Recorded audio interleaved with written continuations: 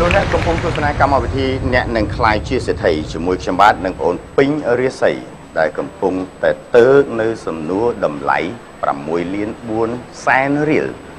ត្រកម៉ែមានខ្សែប៉ុន្មានអូនបានសុំជំនួយចុងក្រោយ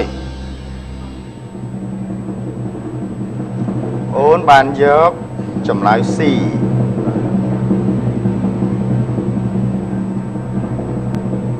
អបអរសាទរបង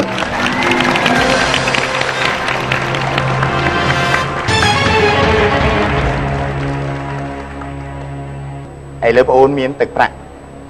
នៅក្នុងហៅប៉ៅ6លាន4សែនរៀលអូនប្រើជំនួយអស់ទាំង3សំនួរជាបន្តទឹកប្រាក់12លាន5សែនរៀលអូននៅមានសិទ្ធិសម្រាប់ថាមិនឆ្លើយបាទបងទៅផ្ទះក្នុងទឹកប្រាក់6លាន4សែនរៀលសំណួរតម្លៃ12លាន5សែនតើទន្លេសាបមានប្រវែងប៉ុន្មានគីឡូម៉ែត្រ A 500គីឡូម៉ែត្រ B 100គីឡូម៉ែត្រ C 150គីឡូម៉ែត្រ D 4200គីឡូម៉ែត្រគិតតែច្បាស់ណាស់លោកណាអូននៅមានសិទ្ធិសម្រេចចុងក្រោយបើសិនជាអូនមិនដឹងកុំបន្ថយតែបើចង់បន្ថយទៅផ្ទះលុយ3លាន2សែនរៀលបើខុសមួយក៏ត្រូវ12លាន5សែននឹងបន្ថយ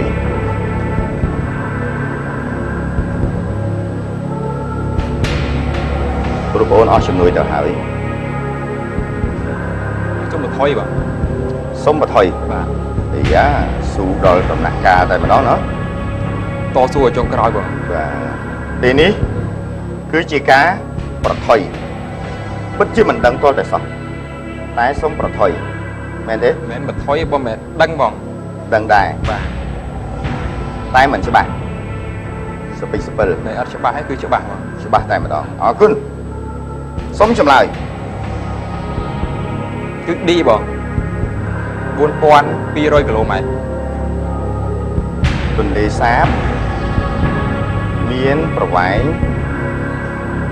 4200គីឡូម៉ែត្រ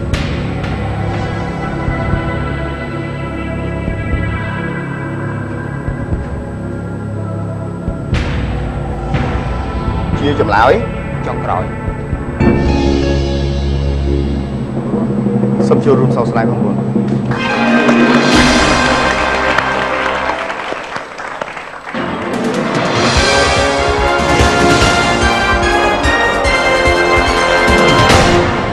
ពិចារណាលើផ្ទៃដីរបស់យើង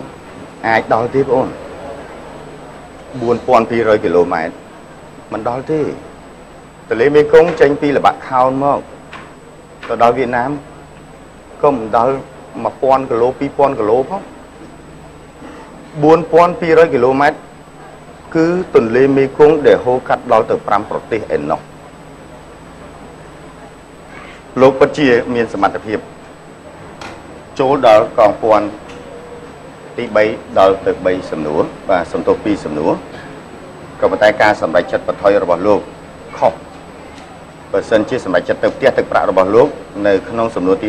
11ក៏មិនតិចដែរគឺ6លាន4សែនរៀលតែលោកឆ្លងកាត់កងពាន់ទី2នៅក្នុងកម្មវិធីអ្នកនឹងខ្លាយជាសេដ្ឋីផុតគឺលោកមានទឹកប្រាក់ចំនួន3លាន2សែនរៀលបាទនេះគឺជាសាច់ប្រាក់សុទ្ធបាទណាអរគុណ3លាន2សែនរៀលបាទសូមអបអរសាទរបាទអរគុណច្រើនបងបាទ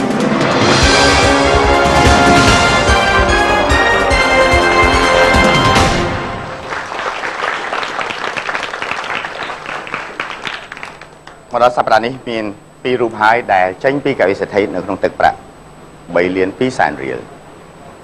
មិញបាទប្រសិនបើបងអូនពេញរិស័យសម្រាប់ចិត្តថាមិនឆ្លើយសំណួរទឹកប្រាក់ក៏មិនតិចដែរបាទរហូតដល់ទៅ6លាន4សែនរៀលឥឡូវខ្ញុំបាទត្រូវការមួយរូបទៀតដើម្បីមកអង្គុយកៅអីសេដ្ឋីជាបន្តត្រៀ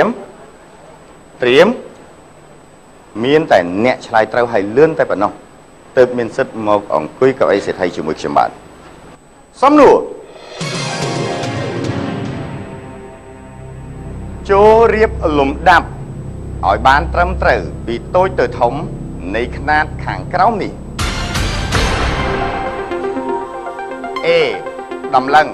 B លី C ហ៊ុន D ជីចម្លើយដែលត្រឹមត្រូវគឺ B លី C ហ៊ុន D ជី A ដំឡឹងអ្នកដែលឆ្លើយបានលឿនហើយត្រឹមត្រូវជាងគេលោកអបអរសាទរបាទចំពោះលោកហ៊ុនសុភា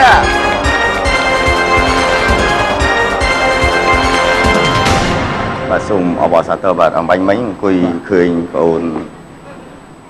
ព្រះសីមានអារម្មណ៍យ៉ាងម៉េចដែរសង្ស័យថាអស់ម៉ោងលីងអើយមើលទៅអញ្ចឹងហ៎មានអារម្មណ៍ថាភ័យអជំនួសគាត់ដែរបាទអញ្ចឹងបាទអរគុណបាទឥឡូវនេះតើមានសមត្ថភាពដល់កម្រិតណាអញ្ជើញទៅកៅអីសិទ្ធិជាមួយខ្ញុំបាទបា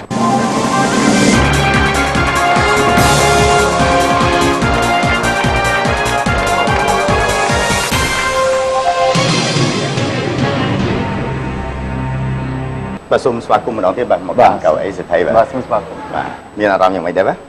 បាទថ្ងៃនេះខ្ញុំបាទមានអារម្មណ៍ថាសប្បាយរីករាយផងហើយក៏ភ័យអរផងបាទព្រោះនេះជាលើកទី1ហើយដែលខ្ញុំបាទបង្ហាញខ្លួននៅតាមប៉ុស្តិ៍ទូរទស្សន៍ CTN បាទអរគុណច្រើនអរគុណបាទលោកសុភ័ក្រសប្តាហ៍ថ្ងៃធ្វើអ្វីដែរបាទបច្ចុប្បន្ននេះខ្ញុំបាទគឺជាធ្វើការនៅគ្រឹះស្ថានមីក្រូហិរញ្ញវត្ថុហើយនៅក្នុងគណៈធ្វើការហ្នឹងលោកបានបញ្ចប់កម្មសិក្សាអ្វីខ្លះដែរខ្ញុំបានបញ្ចប់កម្មសិក្សារហូតដល់ថ្នាក់អនុបណ្ឌិតហិរញ្ញវត្ថុបាទខាងហិរញ្ញវត្ថុបាទហើយអ្នកផ្ដល់កម្លាំងចិត្តថ្ងៃនេះត្រូវជាមិនដែរអ្នកផ្ដល់កម្លាំងចិត្តរបស់ខ្ញុំត្រូវជាប្អូនរបស់ខ្ញុំប្អូនខាងប្រពន្ធបាទប្អូនថ្លៃបាទប្អូនថ្លៃបាទអរគុណបាទសួស្តីបាទលោកសៀងតៃបាទសួរបងសួរបាទបងថ្លៃយើងចរិតយ៉ាងម៉េចដែរគាត់ជាមនុស្សរំទុំបាត់ចត់ហើយព្យាយាមបាទព្យាយាមជាមន្ត្រីធនាគារបាទគឺដៃខាតត្រូវតែសង្ខាជានិច្ចមិនអញ្ចឹងណាបាទបងបើជឿលើសមត្ថភាពគាត់ប្រហែលភាគរយដែរបាទគឺ100%តែម្ដងមក100%តែម្ដងបាទអរគុណច្រើនចាស់លោកសុភ័ក្រខ្លួនឯងជឿលើខ្លួនឯងប្រហែលភាគរយបាទ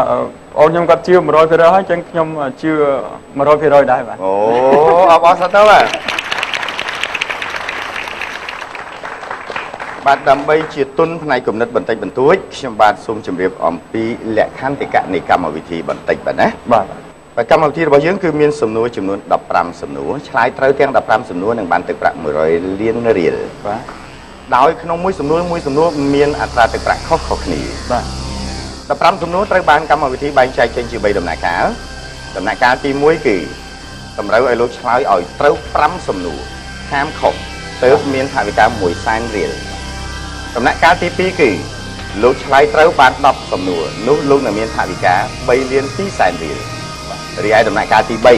ឆ្លើយត្រូវទាំង15សំណួរដោយពុំមានខុសនោះលោកនឹងមានទឹកប្រាក់100លានរៀលទៅជាហត្ថ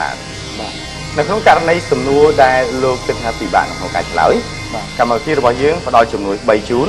ជំនួយទី1គឺ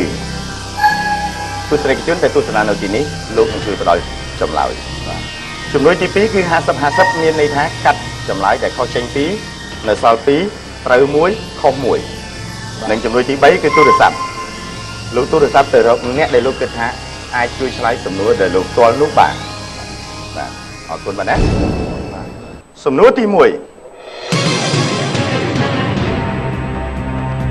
តើសត្វអ្វី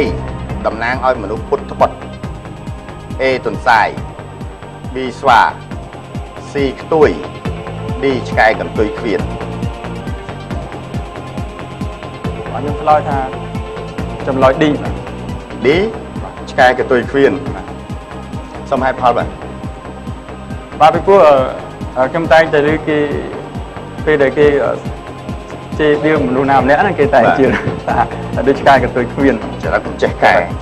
ដូចឆ្កែកន្ទុយឃ្វៀនបាទឃ្វៀននៅតែឃ្វៀនអញ្ចឹងហ៎បាទដូច្នេះ D